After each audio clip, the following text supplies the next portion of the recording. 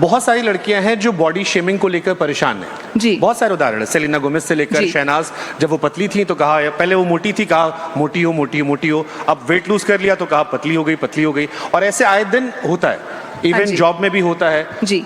बहुत सारी महिलाएं इस ब्यूटी स्टैंडर्ड से परेशान है कि ये फिगर होगा तभी आप खूबसूरत हो।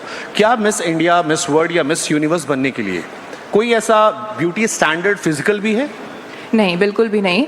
इनफैक्ट ये जो आप कह रहे हैं कि किसी को बॉडी शेम करना, इससे जब मैं हरनाज हम नहीं बचे तो फिर और कोई कैसे बचेगा? ये तो सोसाइटी में है अनफॉर्चुनेटली, लेकिन इससे ब्यूटी पैजेंट्स का कोई लेना देना नहीं है। नाइस। अगर कोई लड़की परेशान हो इस चीज़ से तो आप उसे कैसे, क्या सलाह दोगे?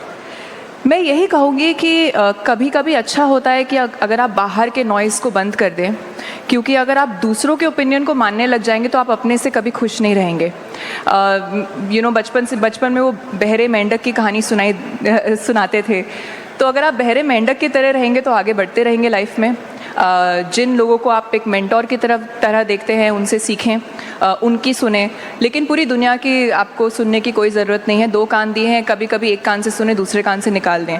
तो वो एक प्रैक्टिस है, कॉन्शियसली करनी बहुत ज़रूरी है, क्योंकि देखिए दुनिया आपके बारे में क्या सोचती है उससे जेन्युइनली आपका कुछ नहीं बिगड़ता, लेकिन आप अपने बारे में क्या सोचते हैं, आपकी क्या अपने टुवर्ड्स जो एक सेल्फ लव और एक अपने टुवर्ड्स एक सेल्फ केयर जो होता है, वो कभी उसको हमेशा प्रोटेक्ट करके रखें। तो मैं यही कहूँगी, मेरा हमेशा से यही एक एफ़र्ट रहा है लाइफ में।